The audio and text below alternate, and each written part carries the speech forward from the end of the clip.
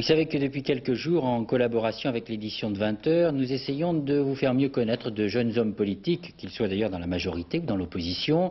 Hier, vous l'avez vu, c'était Alain Juppé du RPR. Et bien aujourd'hui, Pierre Alain et Patrice Dutertre vous font découvrir Raymond Forny. Il est député socialiste du territoire de Belfort, mais il est aussi président de l'importante commission des lois à l'Assemblée nationale.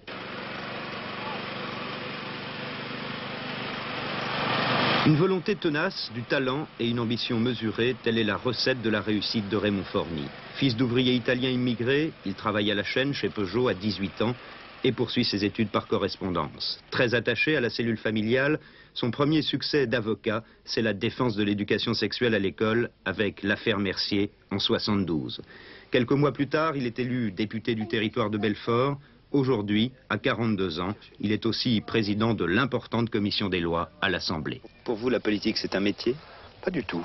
C'est un passage dans la vie, intéressant, passionnant, mais jamais je n'ai considéré la politique comme un métier. Je suis un socialiste pragmatique. Je me refuse à être un socialiste doctrinaire.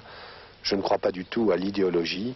Je crois que la vie est faite de bon sens, de logique, d'expérience, et c'est à partir de cette expérience, de cette logique et de ce bon sens que j'essaye de vivre la vie politique qui est la mienne aujourd'hui. Tenté un instant par le communisme, Raymond Forny a été l'un des fondateurs du CRS, l'aile gauche du PS. Le marxisme n'est pas sa religion, européen convaincu, il se dit plutôt social-démocrate, et d'aucuns le considèrent comme un CRS mou. Autant d'attitudes qui l'éloignent un peu de son vieil ami Jean-Pierre Chevènement. Nous n'avons pas l'habitude de nous cacher des choses, et quand un désaccord intervient, nous nous en expliquons. Et le dernier en date, si on veut parler de celui-là, qui est la préparation du congrès du Parti socialiste en octobre prochain, le désaccord entre lui et moi réside dans le fait que, personnellement, je ne pense pas qu'il soit souhaitable, nécessaire de déposer une motion au nom du CRS. Lui, pour l'instant, pense le contraire. J'espère qu'il évoluera et qu'en définitive, il finira par me rejoindre. Pour Raymond Forny, le jeu des courants est stérile. Il ne comprend pas ce qu'il appelle la stratégie de l'échec de certains de ses amis. Il plaide, lui, pour la cohésion et l'unité.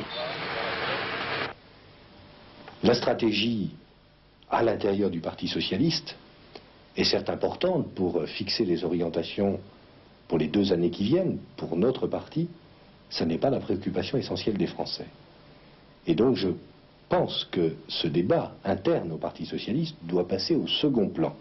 Ce qui me paraît essentiel aujourd'hui, c'est le succès de la politique mise en œuvre par le gouvernement. Et parce que je suis socialiste et parce que je suis dans la majorité, je supporte bien entendu et je soutiens cette politique mise en œuvre par Pierre Mauroy. C'est en construction. Son légitimisme ne conduit pas pour autant Raymond Forny à quelques renoncements à ses idées. Il n'a pas voté, par exemple, l'amnistie des généraux d'Alger ou l'amendement renforçant les contrôles d'identité.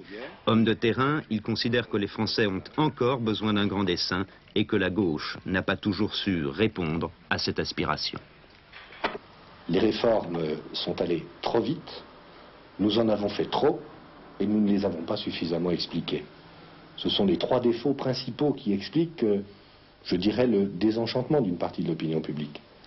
Je m'imaginais, il y a quelques années, que le pouvoir c'était quelque chose de plus simple, qu'il suffisait de décider et qu'au fond tout le reste suivait.